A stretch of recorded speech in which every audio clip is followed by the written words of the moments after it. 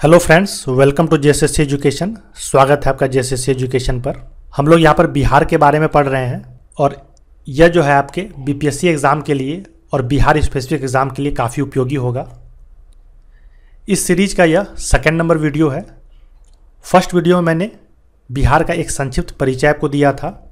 आज हम लोग बिहार के भौगोलिक संरचना की बात करेंगे। तो चलिए शुरू करते हैं।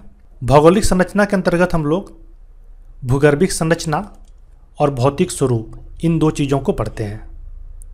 बहुत सारे छात्रों को इसी में कन्फ्यूजन होता है कि भूगर्भिक संरचना क्या है और भौतिक स्वरूप क्या है, और यह दोनों एक दूसरे से कैसे अलग हैं, कैसे डिफरेंट हैं। तो पहले इसी पे बात कर लेते हैं। जहाँ तक कि नाम से ही स्पष्ट है, भूगर्भिक संरचना में हम लोग भूगर्भ की बात करते हैं, पृथ्वी के धरातल के नीचे की बात करते हैं।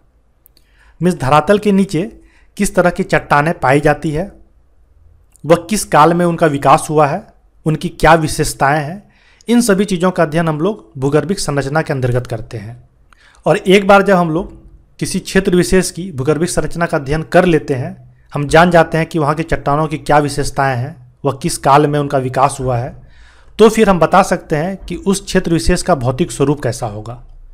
अर्थात भौतिक स्वरूप को समझने के पहले हमें उस क्षेत्र विशेष की भूगर्भिक संरचना का अध्ययन करना अति आवश्यक हो जाता है। अब भौतिक स्वरूप क्या है?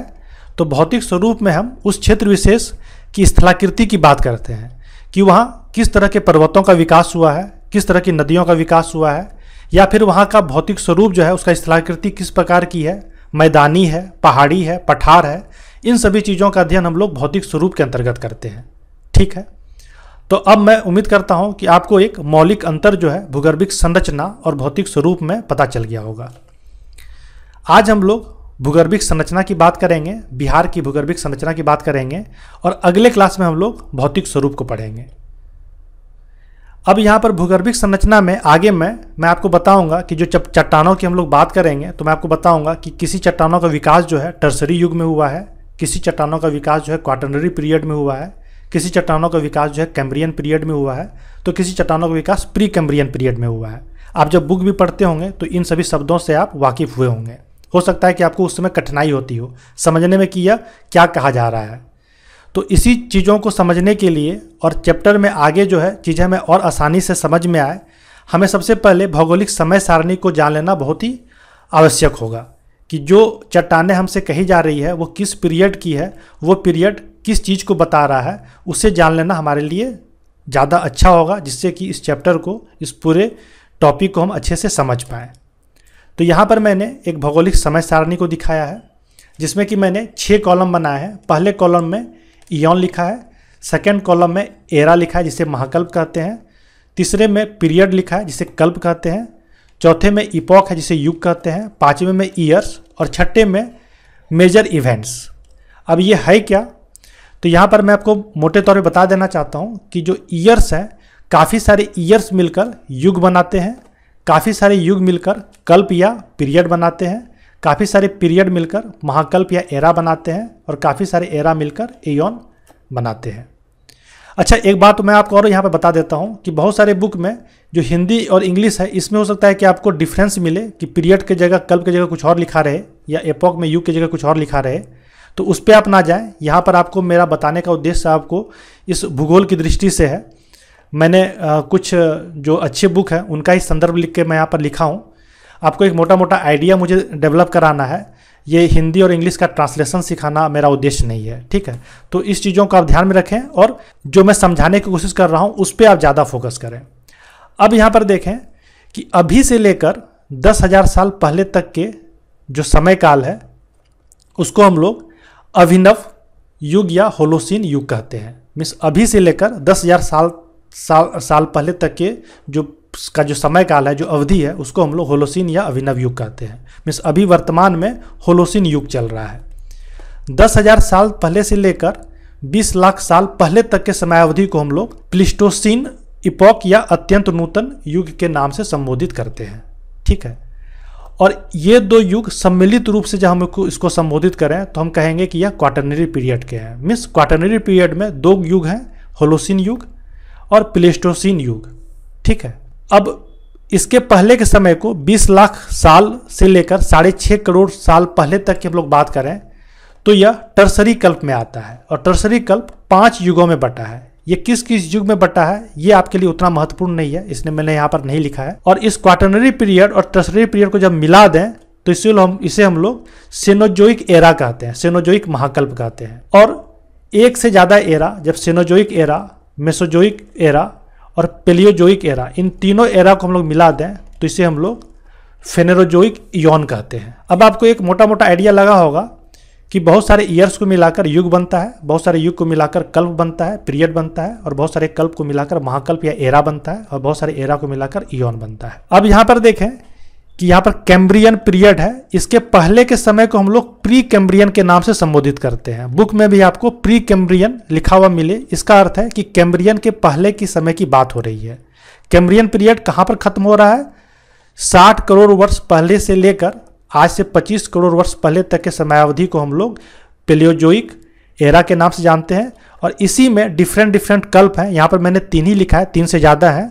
इसी में जो सबसे लास्ट कल्प है, सबसे लास्ट जो पीरियड है वो कैम्ब्रियन पीरियड है, और उसके पहले के समय को हम लोग प्री कैम्ब्रियन पीरियड के नाम से संबोधित करते हैं, जिसमें आर्कियन, धारवाड़ और विंध्यन अलग अलग एरा जो है इसमें आते हैं। अब हम लोग यहाँ देखते हैं कि जो पृथ्वी की उत्पत्ति हुई थी वह 450 करोड़ पहले की मानी जाती है कि उस समय पृथ्वी की उत्पत्ति हुई थी। और उसके बाद महाद्वीप और महासागरों का निर्माण हुआ था। मिस महाद्वीप और महासागरों का निर्माण कब हुआ था? 250 करोड़ से लेकर 450 करोड़ पहले तक।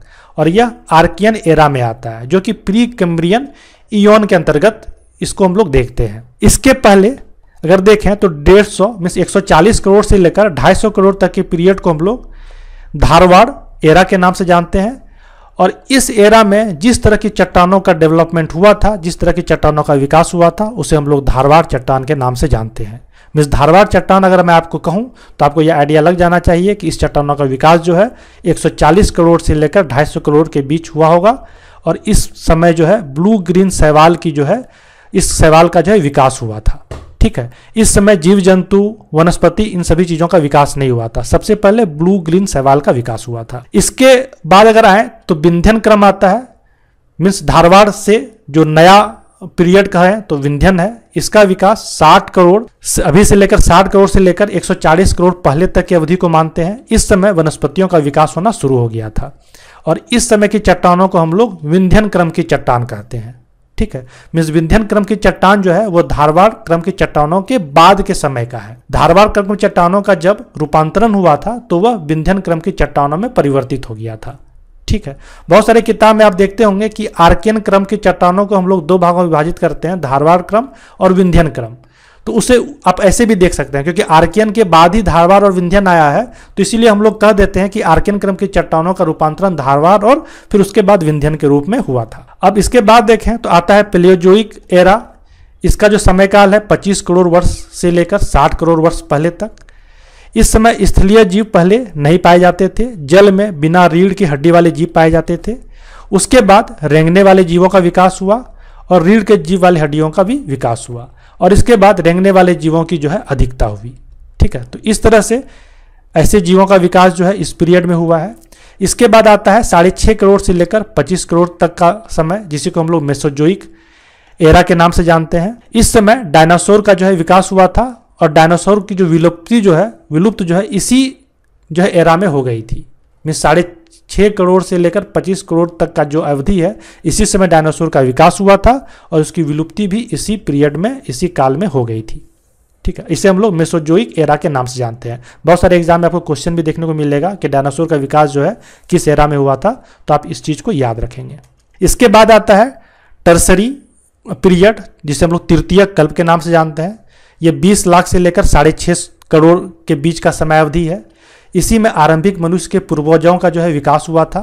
और जो सबसे महत्वपूर्ण बात इस पीरियड की है, इस कल्प की है, वो ये है कि हिमालय की जो उत्पत्ति हुई है वो इसी पीरियड में हुई है, टर्सरी कल्प में हुई है। और हिमालय की जो सबसे दक्षिणी श्रेणी है, जिसे कि हम लोग बाह्य हिमालय या शिवालिक श्रेणी के नाम से जानते हैं, उसका उत्पत्ति जो है वो क्वाटरनरी पीरियड में हुआ है। मीन्स होलोसीन और प्लेस्टोसीन पीरियड में जो शिवालिक श्रेणी है उसका डेवलपमेंट, उसका विकास हुआ है। इस क्वाटरनरी चतुर्थ कल्प में हुआ है। हिमालय की उत्पत्ति लगातार होती जा रही है, अभी भी कुछ ना कुछ चेंजेस उसमें होते जा रहे हैं। तो इसका जो महान हिमालय है, जो वृहद हिमालय जिसे कहते हैं, ग्रेट हिमालय श्रेणी, उसका विकास जो है टर्सरी युग में स्टार्ट हो गया था। ठीक है। इसके बाद आता है प्लेस्टोसीन, जिसका कि विकास 10,000 से लेकर 20 लाख साल पहले तक का माना जाता है। आदि मानव होमो सेपियंस का विकास इसी में हुआ था। और इसके बाद आता है अभी से लेकर 10,000 साल तक के पहले का पीरियड, जिसे कि हम लोग होलोसीन युग के नाम से जानते हैं। और आधुनिक मानव, जो कि अभी के मॉडर्न ह्यूमन है, इनका विकास इसी काल में आरंभ हुआ था और अभी यह पीरियड जो है ये काल चल रहा है। तो अब मैं आपको कहूँ कि इस चट्टान का जो निर्माण हुआ था वो टर्सरी युग में हुआ था, तो आपको एक अंदाज लग जाएगा कि यह धारवाड़ और विंध्यन के बहुत बाद वाली चट्टान की बात हो रही है। मीन्स 20 लाख साल से लेकर 6.5 करोड़ वर्ष पहले की चट्टानों की बात हो रही है। क्वाटरनरी की मैं बात करूं तो आपको यह अंदाजा लग जाना चाहिए कि यह टर्सरी के बाद के पीरियड की बात हो रही है। कैम्ब्रियन की बात करूं तो आपको यह पता लग जाना चाहिए कि यह प्री कैम्ब्रियन के बाद का समय है और टर्सरी के पहले का समय है। ये एग्जैक्ट जो है ये कितने करोड़ वर्ष से लेकर कितने करोड़ वर्ष तक का पीरियड है, ये आपको याद नहीं रखना है। बस एक मोटा मोटा अंदाज रहना चाहिए कि अगर मैं ये कहूँ कि यह इसका विकास जो है कार्बोनिफेरस जो है कल्प में हुआ है, तो आपको ये मोटा मोटा अंदाजा हो जाना चाहिए कि प्री कैम्ब्रियन पीरियड के बाद की बात है और ये क्वाटरनरी या टर्सरी पीरियड के पहले की बात है। ठीक है। उम्मीद करता हूँ कि इतना आपको आइडिया लग गया होगा। अब जब भी मैं इसकी बात करूँगा तो आपको ये बहुत ही आसानी से समझ में आएगा। अब हम लोग बिहार के भूगर्भिक संरचना की बात करेंगे कि बिहार की भूगर्भिक संरचना को हम लोग कितने भागों में बांटते हैं, यहाँ किस किस तरह से यहाँ का जो है चट्टानों का जो है पैटर्न है। तो यहाँ 4 तरह की चट्टानें पाई जाती है। पहला है धारवाड़ रॉक्स, धारवाड़ चट्टानें, विंध्यन रॉक्स, विंध्यन चट्टानें, टर्सरी रॉक्स, तृतीय जो है कल्प जिसे कहते हैं उसकी चट्टानें, और क्वाटरनरी रॉक्स, क्वाटरनरी चट्टान। ठीक है। किन किन क्षेत्रों में पाया जाता है? धारवाड़ चट्टान बिहार के दक्षिणी और कुछ पूर्वी हिस्सों में जो है इन चट्टानों का जो है विकास हुआ है। ठीक है। ये चट्टानें मुख्यतः जो छोटा नागपुर का जो पठार है झारखंड में, उसी का यह विस्तार है। ठीक है। आगे हम लोग देखेंगे अभी। और ये छोटा नागपुर का जो पठार है वो क्या है? भारत के प्रायद्वीपीय पठार का ही विस्तार है। अब विंध्यन रॉक्स है, इसका विस्तार हुआ है बिहार के दक्षिण पश्चिमी क्षेत्र में। इस क्षेत्र में विंध्यन रॉक्स का जो है ये विकास हुआ है। और ये चट्टानें जो है मध्य प्रदेश और उत्तर प्रदेश में पाए जाने वाला जो विंध्यन क्रम की चट्टान है उसी का ये विस्तार है। ठीक है। टर्सरी रॉक ये आपका बिहार के उत्तर पश्चिमी क्षेत्र में ये चट्टानें पाई जाती है। ये शिवालिक रेंज यहीं से गुजरता है, तो ये शिवालिक रेंज ही एक तरह से है जो टर्सरी रॉक जिसको हम लोग कहते हैं। और चौथा है क्वाटरनरी रॉक्स, ये शेष जो बिहार का एरिया है, मीन्स यहाँ से लेकर ये धारवाड़ रेंज तक का जो एरिया है, इसके बीच में क्वाटरनरी रॉक्स पाए जाते हैं। ठीक है। अब थोड़ा और डिटेल से देखते हैं। ये जो धारवाड़ रॉक्स मैंने कहा, ये छोटा नागपुर पठार का ही ये विस्तार है, तो इसे थोड़ा और समझते हैं। और छोटा नागपुर पठार क्या है? भारत के प्रायद्वीपीय पठार का ही एक विस्तार है। भारत के प्रायद्वीपीय पठार की थोड़ी बात करेंगे। ये भारत का प्रायद्वीपीय पठार है और इसी का जो विस्तार है, ये जो देख रहे हैं आप छोटा नागपुर प्लेटो, ये यहाँ पर है। तो इसी का विस्तार है छोटा नागपुर का प्लेटो। और छोटा नागपुर प्लेटो का ही जो है ऊपरी जो भाग है वो बिहार में जो दक्षिणी एरिया में जो फैला हुआ है धारवाड़ रॉक्स, इसी का जो छोटा नागपुर पठार का ही एक तरह से कहिए विस्तार है। ठीक है। उम्मीद करता हूँ कि ये आपको थोड़ा आइडिया लग गया होगा कि ये जो धारवाड़ रॉक्स है ये छोटा नागपुर पठार का ही एक तरह से प्रायद्वीपीय पठार का ही एक विस्तार है। ठीक है। ये धारवाड़ रॉक्स किस पीरियड का है? धारवाड़ पीरियड का है। ये सबसे कहिए तो एक तरह से प्री कैम्ब्रियन युग का है। ये प्री कैम्ब्रियन युग में ही मैंने कहा था कि 3 तरह की जो है इसमें एरा पाई जाती है, आर्कियन, धारवाड़ और विंध्यन। तो धारवाड़ रॉक्स कहा जा रहा है, तो ये धारवाड़ जो है एरा का है, तो यह प्री कैम्ब्रियन पीरियड का जो है ये चट्टान है। ये विंध्यन चट्टान जो है धारवाड़ के बाद वाली एरा का है, विंध्यन एरा का है। ये जब धारवाड़ चट्टानों का रूपांतरण हुआ तो वो विंध्यन क्रम के चट्टानों में वो परिवर्तित हो गया। और एक तरह से कहें तो यह मध्य प्रदेश और उत्तर प्रदेश की जो विंध्यन पठार है उन्हीं का यह विस्तार है। टर्सरी चट्टान जो है यह शिवालिक रेंज का ही एक भाग है, पार्ट है। हिमालय की मुख्यतः 3 श्रेणी पाई जाती है। एक और श्रेणी है ट्रांस हिमालय, उसको अगर छोड़ दें तो हिमालय की 3 मुख्य श्रेणी है, उसे थोड़ा देखते हैं। तो यहाँ देखिए ये हिमालय की 3 श्रेणी है, 1, 2 और ये 3। और इसके अलावा ये जो देख रहे हैं आप, ये ट्रांस हिमालय है। इसको हम लोग कहते हैं सबसे उत्तरी तरफ जो है इसे हम लोग महान हिमालय, वृहद हिमालय या ग्रेट हिमालय कहते हैं। जो बीच में है इसे हम लोग मध्य हिमालय कहते हैं, लेसर हिमालय कहते हैं, और जो सबसे दक्षिण में है इसे हम लोग बाह्य हिमालय या शिवालिक रेंज कहते हैं। तो इसी शिवालिक रेंज का जो विस्तार है बिहार के उत्तर पश्चिमी क्षेत्र में थोड़ा सा एरिया इसका पड़ता है। तो ठीक है, अब आपको थोड़ा आइडिया लगा होगा कि ये जो मैं बता रहा हूँ ये वाला टर्सरी रॉक ये शिवालिक रेंज का ही एक हिस्सा है। ठीक है, अब क्वाटरनरी रॉक्स क्या है, तो इसके अलावा जो यहाँ से लेकर यहाँ तक का जो क्षेत्र है इसमें जिस तरह की चट्टानों का विकास हुआ है वो चतुर्थ कल्प की चट्टानें हैं, क्वाटरनरी रॉक्स हैं। जहाँ पर अभी हिमालय है वहाँ पर पहले कभी टेथिस सागर हुआ करता था, और ये टेथिस सागर अपने साथ काफ़ी सारे निक्षेप लाते थे और यहाँ जाके निस्तारित करते थे। इन्हीं के निस्तारण के बाद जो है यहाँ पर जिस तरह की चट्टानों का विकास हुआ उसे हम लोग क्वाटरनरी रॉक्स के नाम से जानते हैं। ठीक है, अब हम लोग बारी बारी से इन चारों रॉक्स को पढ़ेंगे। पहला है धारवाड़ चट्टान, दूसरा है विंध्यन चट्टान, तीसरा है टर्सरी चट्टान और चौथा है क्वाटरनरी चट्टान।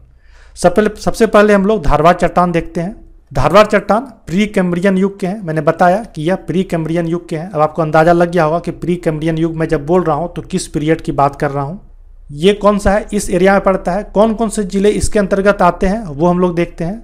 तो इसके अंतर्गत जमुई, नवादा, गया, नालंदा का कुछ एरिया, राजगीर वाला एरिया जो है वो, और मुंगेर का जो खड़गपुर की पहाड़ी है वो वाला एरिया। तो ये सभी एरिया आपका धारवाड़ चट्टान के अंतर्गत पड़ता है, और कुछ बांका का एरिया भी इसमें आ जाता है। तो इन सभी एरिया में धारवाड़ चट्टानें यहाँ पाई जाती है। बिहार के दक्षिण पूर्व में कौन कौन से जगह में, जमुई, नवादा, मुंगेर की खड़गपुर पहाड़ी। बहुत सारे लोग खड़गपुर नाम से कंफ्यूज कर जाते हैं कि कोई बंगाल का कोई एरिया तो नहीं है। तो नहीं, मुंगेर में एक पहाड़ी है खड़गपुर पहाड़ी, वहाँ पर धारवाड़ चट्टानें पाई जाती है। राजगीर और बोधगया, इन सभी जगहों पे जो है ये धारवाड़ चट्टानें हमें देखने को मिलती है। छोटा नागपुर पठार का ही भाग है, इसी का विस्तार है। छोटा नागपुर जो झारखंड में पठार है इसी का जो है ये धारवाड़ चट्टानें जो है ये विस्तार है।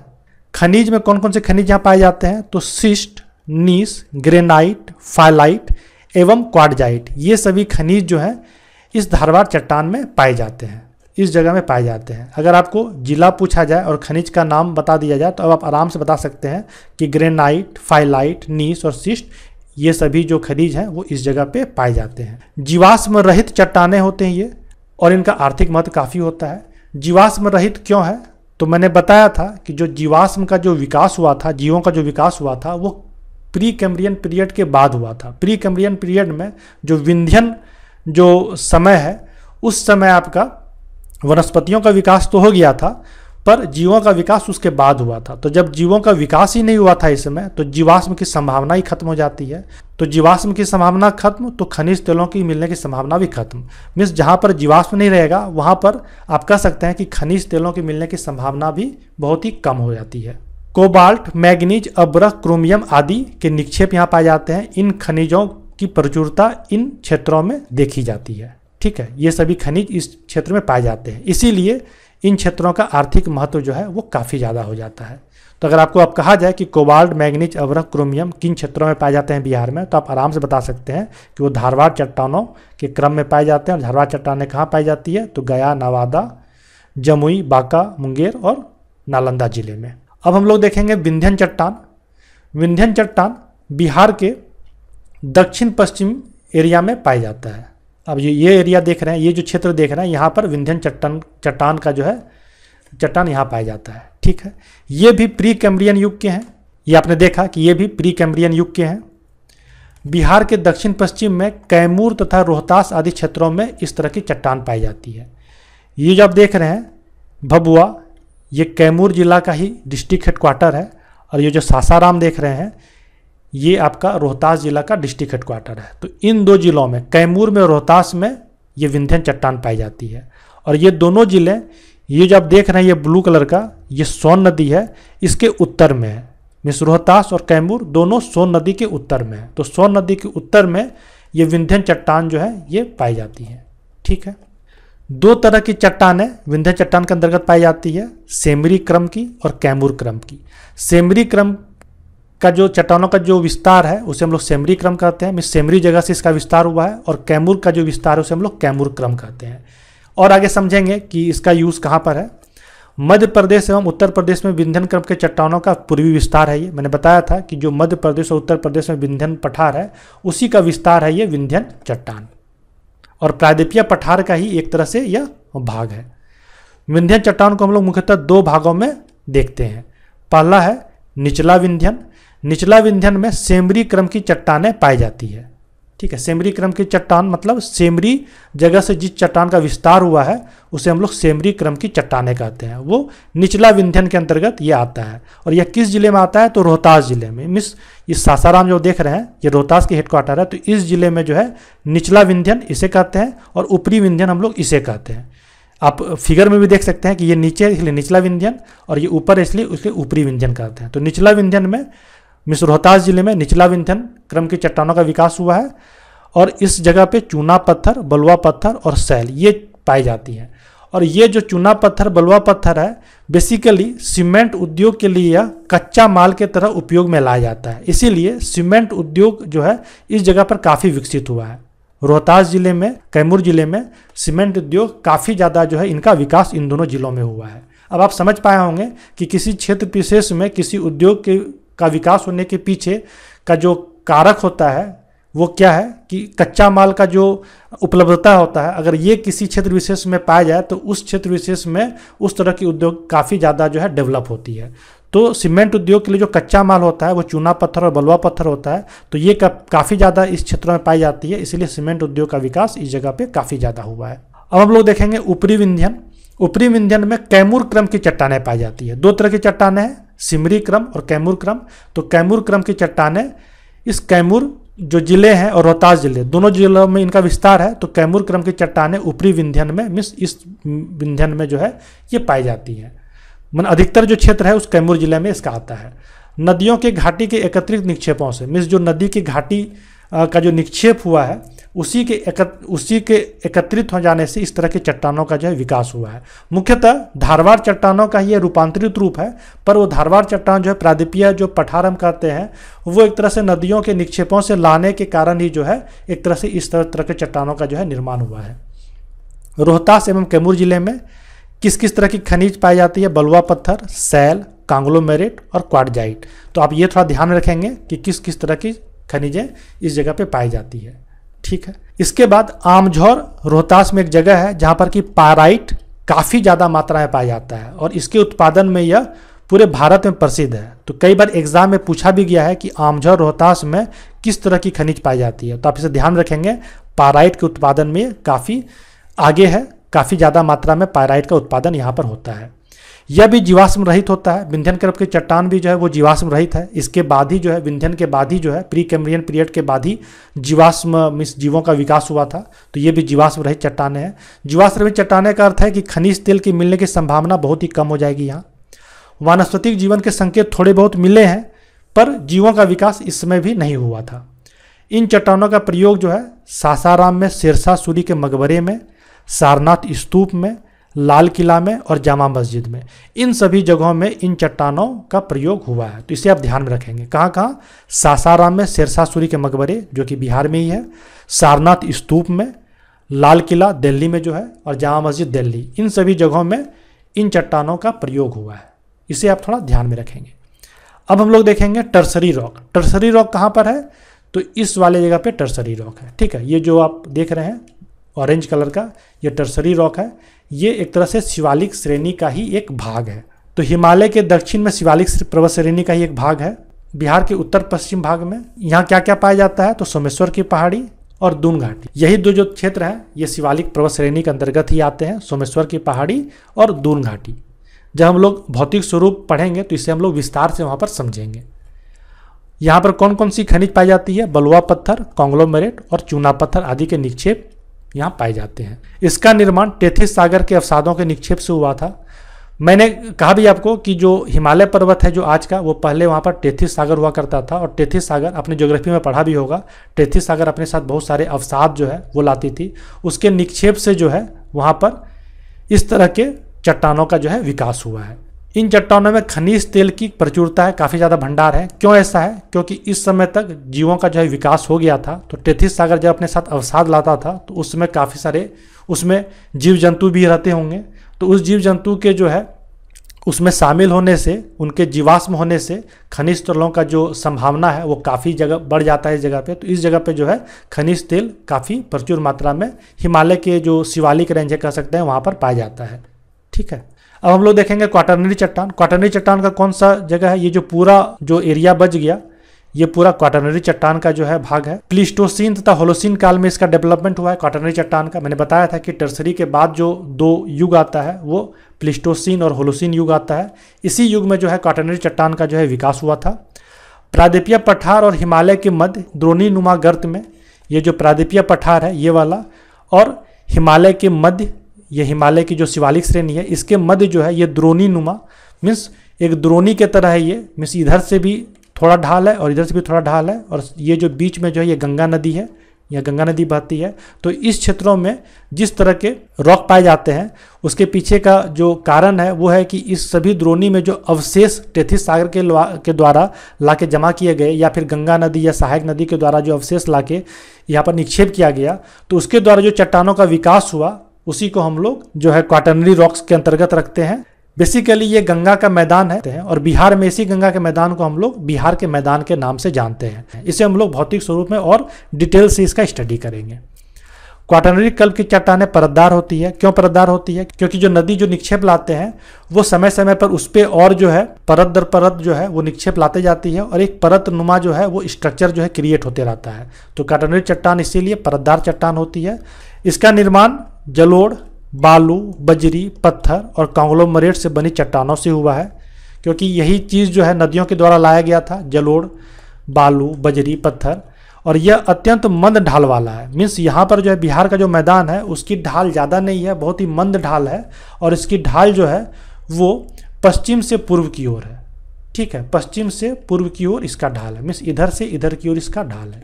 और यह जो मैदान है काफ़ी उपजाऊ होती है। ये जो क्वाटरनरी रॉक्स का जो डेवलपमेंट हुआ है, मैंने कहा भी कि ये एक तरह से इसमें काफ़ी जीवाश्म भी पाए जाते हैं।